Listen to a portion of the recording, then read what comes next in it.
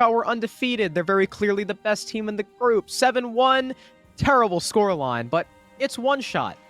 Nocturns lost this map to Ernie's Tacos. And you know where they sit on the standings, Jonah? Well, they're getting relegated. Yeah. So while it was a better scoreline, it was against a quote-unquote much worse team. So I don't know who I'd give the edge to here.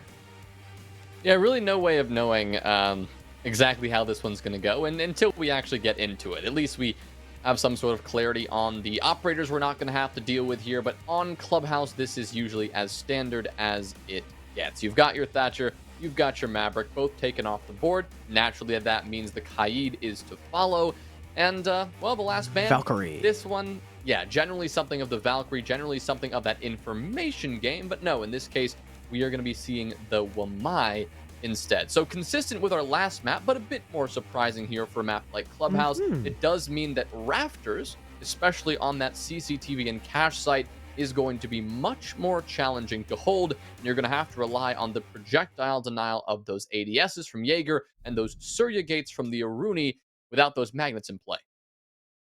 That means Valkyrie is up. That means Mira is up. That means Hibana is available. You have Flores with no Wamai, should you decide to take him. Capitao as well. A lot of teams that ban out the Wamai want to play the Capitao. Of course, we're going to have to wait 6 rounds to see if that was Nocturne's strategy to begin with, but you're going to be setting up for a roam, Jonah. Yeah. And it's a little bit different from what we normally see. Last operator, instead of what is usually a Melusi or a Legion, or even sometimes a Smoke, will be a Pulse. So not only is there plenty of area denial, utility denial with the Castle Barricades, intel denial with the Mute, the Mozzie, and the Vigil, you've also got info back on your own side using that Pulse. So we'll have to see where FICO exactly plays it. I know Parabellum on their church roams usually run the Pulse in secret to call out anyone pushing like Platwall, because that's normally where these roam clears kind of start. And I'm also interested too, right? Because normally on the quote-unquote SSG style roam, you have 3 Castle Barricades. You have it on the Pool double, you have it on the Wolf double, you have it on the Con window. Castle's got a 4th now. So I'm curious to see where Exot's going to put that. Maybe B1? Yeah, generally we see, it put at least around that area. Sometimes you'll slap it on a random window just to give yourself a little bit more control, especially in that billiards area. Can always be nice and useful when it comes to this kind of extension. But unclear as of yet. For now, we'll see exactly what Nocturne's approach is, but it does seem that they are Arial Arise, does seem that they are going through the pretty stock standard clear. You've got Gomez, your cutoff player, who's designed to just jump on here towards bar and cut off any rotations and maybe take care of Lackey on the Vigil if he gets a bit too over-eager, while the rest of your team is going to be focused on clearing from above. And that's exactly what Wimpy is trying to get done now, and will get done successfully, removing Marmalade, taking down the Mute before Marmalade could safely rotate away, exactly the way they wanted to start this clear. Gomez still just kind of stalled out and hanging around here in billiards, not doing much, just waiting for the rest of the team to go down through this clear. And it doesn't seem like Wimpy will be able to get something going as he gets C4'd off this map here. But Kento will get a response and get a nice trade, keeping Arial Arise in the advantage. Yeah, 2 for 1, a minute and a half in, considering the roam that is being played. That is not bad timing at all. However, the real bad part is that you lose your sledge. No more vertical destruction over kitchen, unless you have, plenty of breaching charges on Kento and Gomez and such. The castle barricades, not going to be as efficient to deal with, but luckily for them, there's none on site. Okay, actually, the 4th castle barricade, that's cool. That's on dirt. So any late dirt push, depending on who pushes down there, might not actually be able to do it. Arial Arise now kind of walking around, figuring out where do we want to make our stake now? We can't really do much over kitchen. Moto Hatch is open for us, and Kento has pushed all the way down main stairs. Church wall as well is soft. If he wants to, he can go ahead and open up that wall wide, make that an avenue into the site that he and his team can use. But what a shot! Wow! Exod, a tight pixel all the way from around box 2 to main stairs, will rip off Kento's head. Good night. and even up the man count. And the time is ticking away, 20 seconds, and it's only now that Arial Arise are going to start to open that kitchen hatch. I don't believe there's anyone playing West Armory. No, there is the Pulse of FICO right below this hatch. He might not be droned out. Gomez is going to make his stake all the way down the long hallway, crouching right in, catches one. His teammate traded out, Exod down. It's just Lackey hiding behind the minibar, but the time is now up. They have to stick this plant. Gomez has to cover, and it looks like he will successfully. Lackey can't find the angle, and now we're in post, but there is no vertical supremacy from the attack. Both attackers are downstairs. That makes it a little bit easier for Lackey, but they're playing the cross. There's one all the way by Ashwell, one by box 2. It's going to be tough for Lackey to try and make his way through. Already, he can't see behind the shelf. Diaz finishes him off. Ariel Arise take round number 1. Nocturnes really made them work for that round, pretty much as close as you can get, and as hardworking as you're going to have to get. If you're Arial Arise and you want to secure that round, they went through the roam clear. It took a while, but they had their cutoffs where they needed. They got the kills that they needed, and when it came to that execute, it was just about playing the trade game, and they did that to perfection. Even when they had no time off the clock, Lackey was unable to push in and go for that retake and get that planter taken care of because of some really solid coverage from Gomez, who really wasn't involved in that roam clear, but we saw a lot of him over on that billiard side, really locking down that bar area and providing a really solid cutoff. So a textbook workaround of that SSG style-ish roam. I guess not a workaround, but really working their way through. They did that as efficiently as you really can, and claiming the round along the way is a really nice bonus for you. So a great start for Arial, proving that they can attack the basement no problem. Now they'll have to shift things up towards CCTV and cash and prove they can attack this site as well, keeping in mind that without a Wamai, Rafters is going to be a tough position to hold, and that's likely why we see Lackey here pulling out the Thunderbird and putting 2 of those Kona stations devoted to that Rafters position. Yeah, it's definitely some sort of increase to the longevity of your Rafters player. The only bad part about it is, you know, if there's nades, it'll destroy the Kona stations too, if those ADSs are cleared. But it's kind of a similar philosophy to, remember before all the ACOGs got taken away? Remember how there were a lot of teams who would have their dock play in Rafters? Similar situation, right? You can kind of peek a little bit aggressively, you know, take a beating, and then prone down, get healed up, and then, you know, live longer. Or if a nade catches you, you know, you're low HP, susceptible to another one, you just go over to the Kona stations, heal yourself up, and you are good to go. Well, I mean, not completely good to go, but you're in a better state than you were before. So I like the plan with the Kona stations, but already Arial are trying to hunt down this guy in mini. Sykes is going to take a bullet as he backs off. Kento trying to spam him through the wall. Sykes now staring out the breach towards the outside, where that attacker, I don't know if he's, like, beyond the gate or in spawn. Maybe he can get an angle on Sykes. The main wall will be opened as well. Sykes, I mean, he's just kind of chilling down here. Now he can tag team with Lackey. Yeah, surprisingly aggressive position, but it's not being punished. I mean, it hasn't found much success just yet, but now Beastly identifying Sykes' position is going to have to do something about it. Sykes, instead of taking that confrontation, he'll drop down into Oil Pit and rotate below, and this is where Gomez comes into play. On the secret rappel, lying in wait, knowing exactly where Sykes is positioned, and playing the cutoff yet again. But Sykes, he'll be patient. He'll wait out this round while the rest of this defensive team locks down the site from the mounting aerial pressure, now focused on this garage position. They know Rafters is vulnerable. They just have to commit the utility to this position. Flashes come in, no nade from Wimpy to follow up, but a nice headshot from Beastly will get the job done just the same. Diaz will deal with Sykes below, freeing up this site, or at least freeing up Garage fully, and allowing them to take firm control of Rafters and get this crossfire established. Now it just comes down to dealing with these final 3 players. They've got mirror windows to work with, so the defense is still going to be quite potent. They also have 3 separate C4s in pocket to deny any push, so the coverage here from Arial is going to have to be flawless. and they have to get a move on, right? Because they could bait out the C4s, but that does take time. Exod, though, pushing up way too far, will lose his life to the breach player. FICO attempting the run out, but there's no one for him to find just yet. He'll miss the shot. C4 up in desperation. Will not catch anyone, but Marmalade in the sight gets the first kill for her team, thanks to that. That's a weird crouch mirror window. She tries to back off, takes a beating, heals on the Kona station, but the plant is going down, and Diaz has the cover. FICO gets the trade, but he'll have to forfeit the plant, and now it's a 1v3 post, with people out on plat wall 1 coming up red, and Kento with the finisher. Arial arrives with round number 2, as their rafters clear was pretty stock standard. Those Kona stations, unfortunately, can't save you from a headshot. That is a really good read from Arial Arise. I mean, the entire time, that was just really well played. Without the Wamai, they know.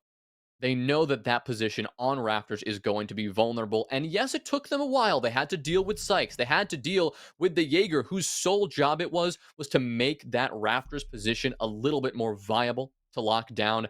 And he did that for a good bit of time.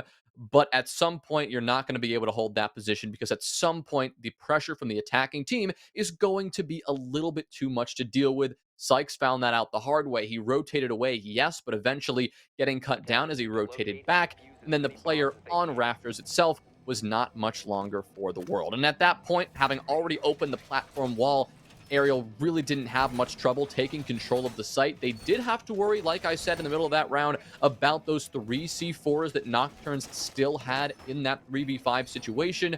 But they did a great job on the coverage. They did a great job of just finding those frags and preventing those C4s from having as a substantial impact as they likely could have. So props to them. And that's 2 rounds in a row, proving that not only can they attack the basement just fine, but top floor as well is going to be no problem for them. So now Nocturns, they are the ones who have to make some adjustments, and they're going to shift things up by once again attempting for Church and Arsenal to be their defensive site of choice. And the Church strategy itself is shifted. It is not a heavy roam, or if there is a roam. No, yeah, okay, it's not a heavy roam at all. There is nobody upstairs for the defense. We are back down bunkered. They do not want to deal with the Arial Arise, clear and understandably so, because last time they had to deal with it, it was certainly vicious. And they lost, what was it? It was 2 for 1, I believe, before Arial Arise ended up transitioning. But they don't have to worry about Wimpy dying off the rip now. And perhaps they can even get a Church kitchen push going because, you know, they have the sledge. They can go ahead, open the vert. Things are going to be a lot more standard for this attack as they continue to drone through. See, no one is there to meet them. There is someone over towards the top of main stairs. I don't know if Gomez just saw them. This could be an easy pick if they are still playing aggressively, but no. They've since backed off. There was a player as well who looked like he was trying to come up towards Lounge, but he's since gone down to Secret too. Yeah, right now Arial doing a nice job forcing, just by taking this map control, forcing Nocturnes to start to back on off towards Secret, like you said. Still lingering in that position, though. So not fully backing off is Lackey, who will spot that drone and get very spooked, so he'll quickly retreat and head back down towards Generator and Oil Pit. So smart decision there from Lackey, trying to make some less aggressive plays and trying to just stay alive a bit longer on the site. As Nocturnes have found out the hard way, Arial, at least on Clubhouse right now, they are quite aggressive. They are winning their gunfights, and they've got a lot of confidence. So I guess the proper adjustment from Nocturnes is just not give Arial as many opportunities. And at least for now, they've done a great job at that. A minute 15 is all that remains, and Arial have made very little progress in terms of the frags, but in terms of map control and intel, they've got a plethora of intel at their fingertips. I mean, 7 drones still up to work with at this point in the round is a very good place to be. Now 5 drones as they are working their way towards the site, and Nocturnes are taking care of those accordingly. But Gomez, he's going for this play here, just walking down the secret stairs while the rest of the team is focused on elsewhere. The question is, will this element of surprise be enough? Gomez will also see that the only player in blue has since rotated out. There is nobody hiding behind Jen, but no, he looks away. Lackey jumps on top of him, and down he goes. That is your blue player dead. Gomez not able to make anything happen, and Kento is now staring down this mirror window. The flashes go in, though. He tries to make his push through ash wall. He needs to look to his left. There's someone right there, Kento. Finally, he'll get the pulse. Thank God no one suffered a death because of it. but now moving in behind the box. Isn't there someone in dirt? There is! Exod just shoots him in the back. The plant is going down, but there's cover from above, and Beastly still able to complete it. Your Moto player dies, though. DS gets swung on by Marmalade, and we're in a 2 versus 3, though there is still someone upstairs for the attack, and that is oh so important. Beastly as well on the site, thrown next to the wall. Wimpy getting an influential kill, cutting down Marmalade, evening the man count as the time ticks away. About 16, 15 more seconds for both of these defenders to get their kills and get the hell on that defuse. But Lackey's going for the flank. This is taking a lot of time, and Wimpy's ready for it. A triple kill for him. Sykes worrying not only about the site player, but also about the holes above, and he'll die to Beastly. Arial Arise with round number 3. Wow. That one was the first round where I really thought that Nocturns were going to be able to pull that one off. A 3v2 on site. They still had a C4 to work with. Beastly struggling to get that plant down, yet Arial find a way to pull it off. That was really well done, and the coverage from Wimpy on the hatch was everything in that round. Had it been a 2v3, but those two Arial attackers were stuck on the site, that's going to be a very different story, and I don't think Nocturns are going to have any trouble in taking that. At least one of those C4s would have surely connected. A great kill from Marmalade over on that player in Moto really would have freed up that rotation towards the long haul and given them so many opportunities to take care of those last two players. But enough cannot be said about the importance of holding the vertical control, even one player all on their lonesome, when you know those last three defenders are on the site and the one job they have to do is retake.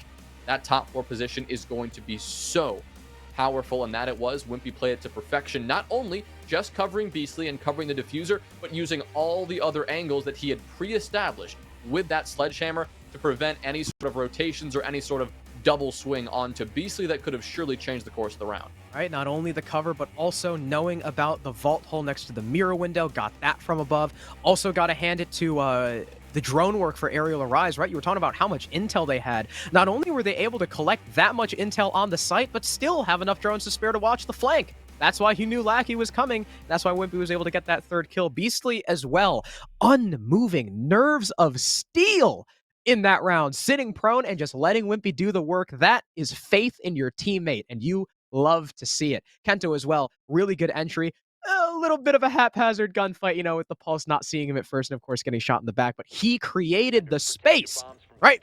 We love talking about that in CL. He was the space maker in that round, getting the kill, really opening things up for his team and making the way for the plant. Beautiful stuff from Arial Arise. Though it got hectic, they are still up 3-0.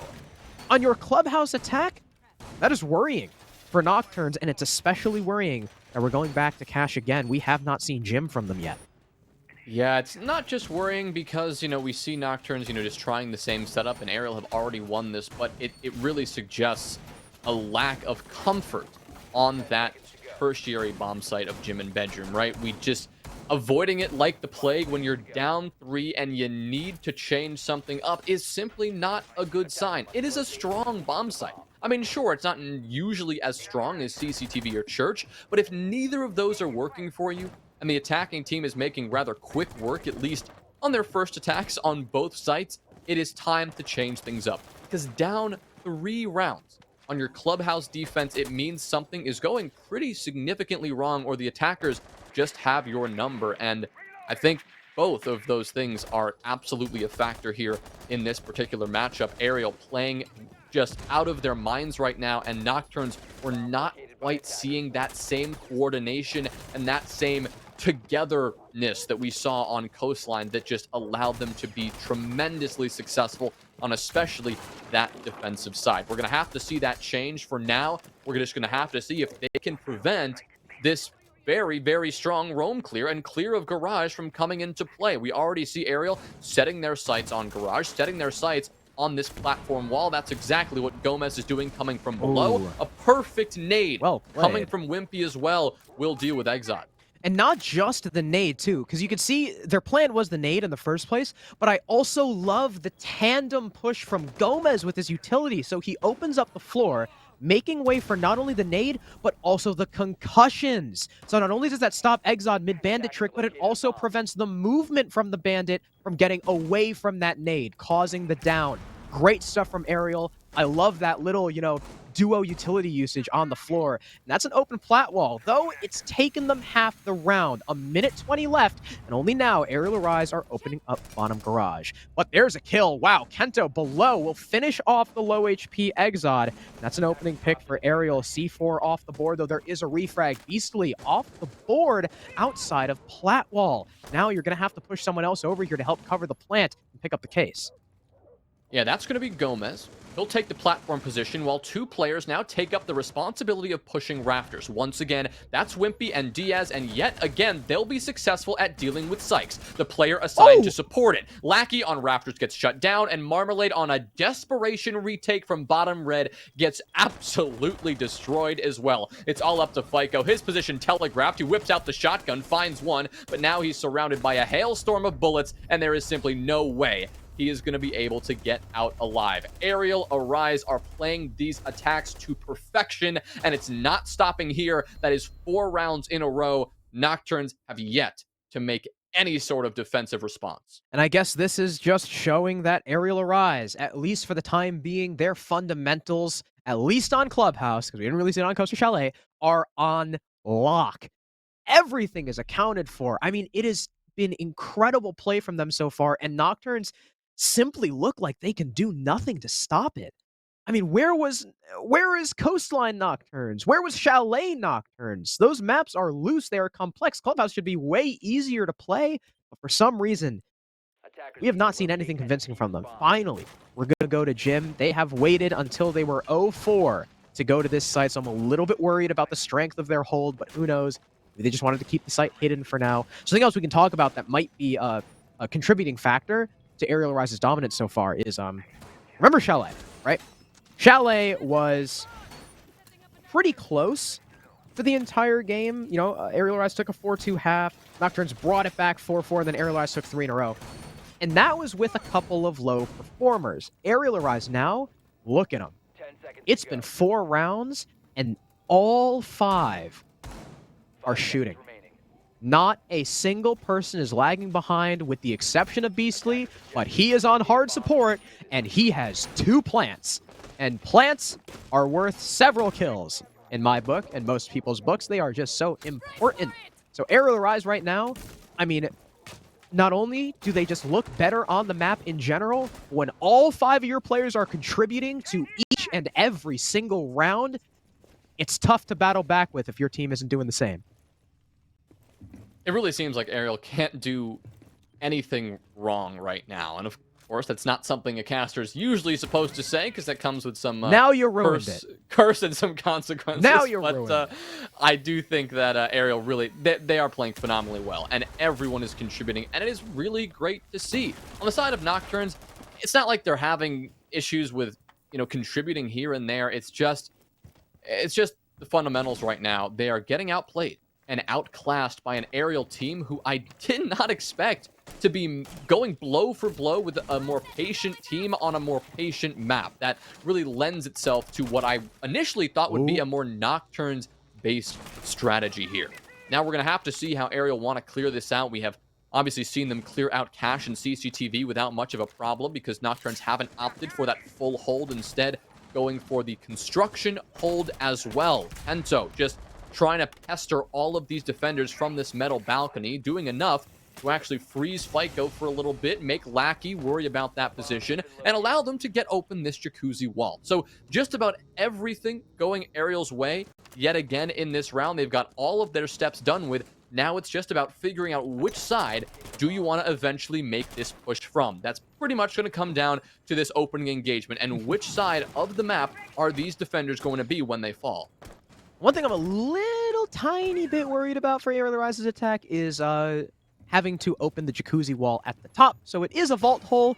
It's not as easily accessible as it normally is, and you're kind of susceptible to the bathroom player if you vault in. But if you kill the bathroom player, it's not too much of an issue. In comes a nade. It'll deal a little bit of damage to FICO, but will not shove him off. Now, luckily for Arial Arise, there is no frost to worry about, so if they want to make a push through the windows, they easily can. Gomez is left up with flank watch duty over towards the red stairs and the cache side of things, but it doesn't look like anyone from Nocturnes is going to be going for that. There's 4 people on site. Not actually quite sure where the 5th is.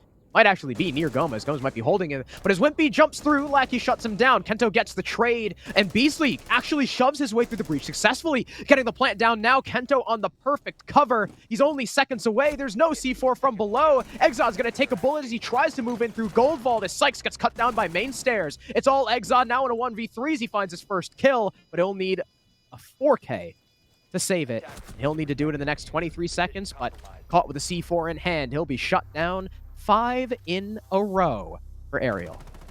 Wow. I mean, this is completely unexpected. I'm going to be honest, Harrison. I mean, we saw a very competitive Coastline. Generally, though, Nocturns were in the advantage. An incredibly competitive Chalet, which Arial eventually squeaked out in the end. And this right now, I mean, it is not even close. Coming into the maps, looking at this map ban phase, I'm not going to lie, I thought the pool favored Arial. But then coming out of those first two maps and seeing the play style of these two teams and the way, they were opposed with each other, I figured Clubhouse would favor Nocturnes.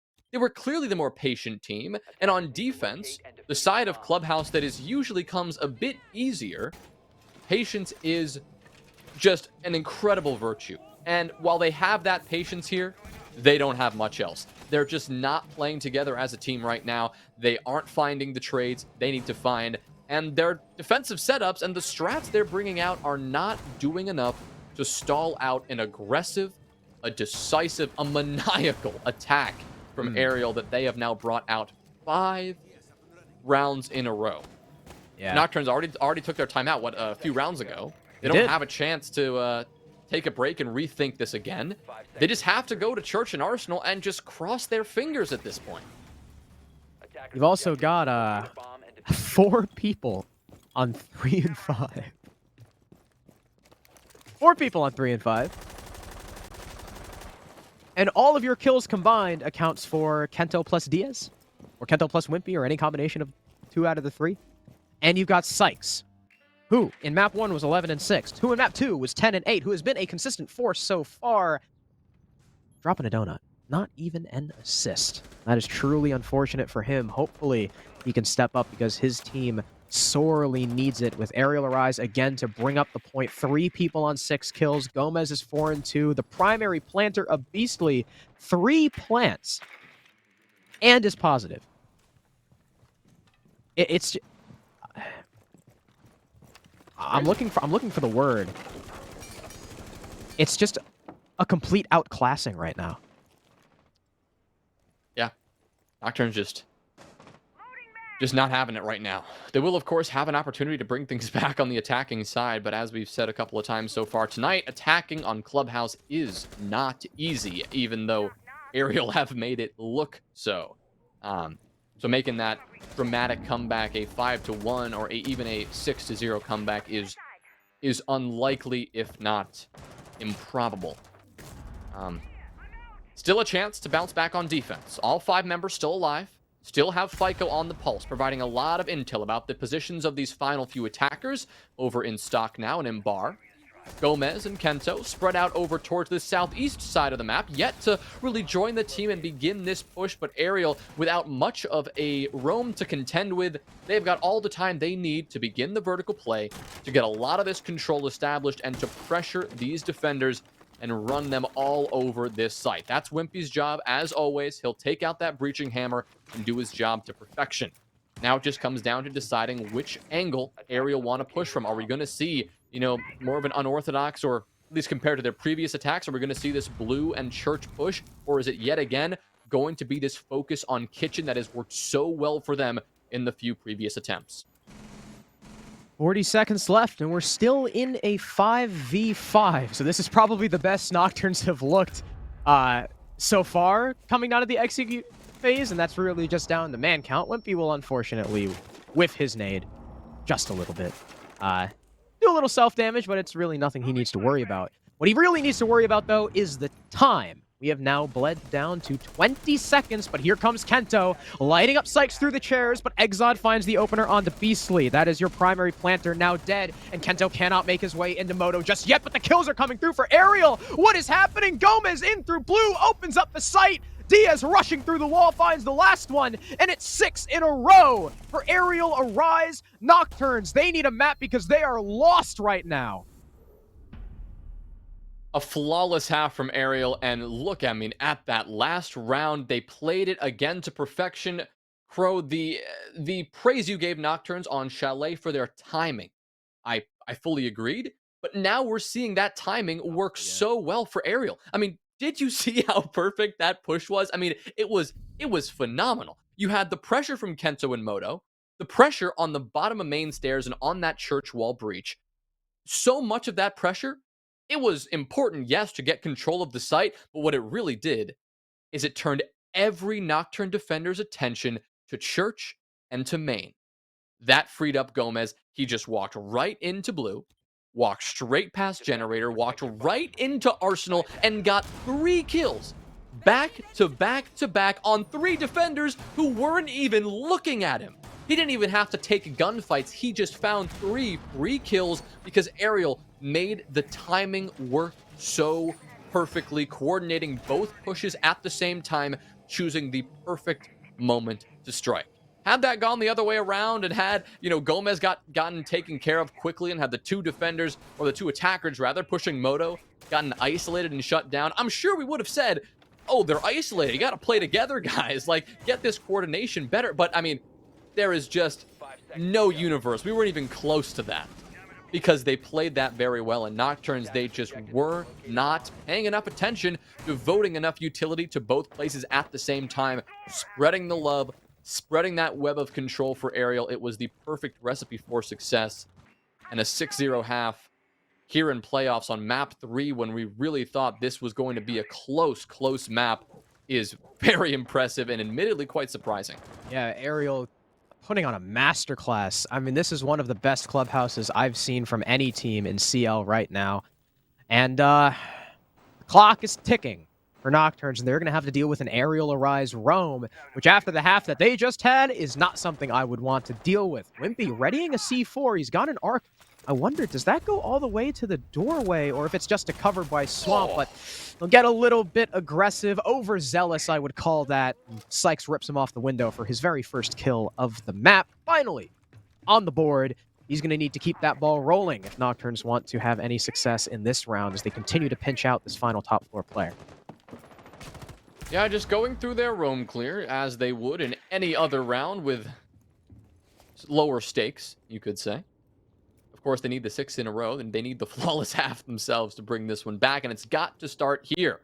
They've cleared out one player successfully, and, well, Gomez hasn't been fully cleared out, but at least he's rotated, down towards the main stairs and may be in not the best position to make an active impact. I completely lied to you just then. He'll actually creep right up the main stairs, not only getting 1, but getting 2. That's my bad. He was very much in play, and, yeah.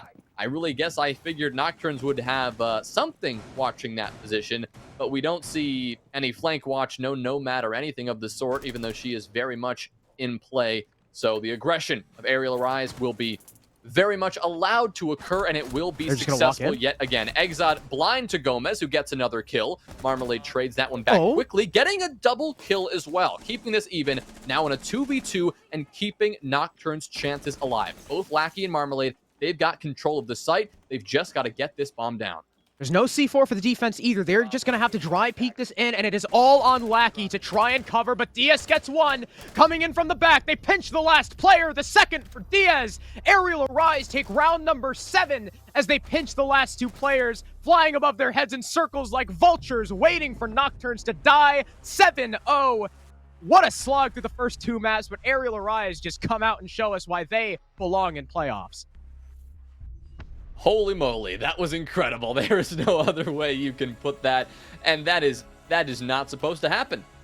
But frankly, 10-2. 7-0. I mean, what in the world did we just witness here, folks? I mean, that was very impressive from Arial. There is really no way of putting it. That's got to leave a smile on your face, even if you're not a fan of Arial Arise. But I know if you're Nocturnes, that is not the final map you were hoping for. It wasn't even close.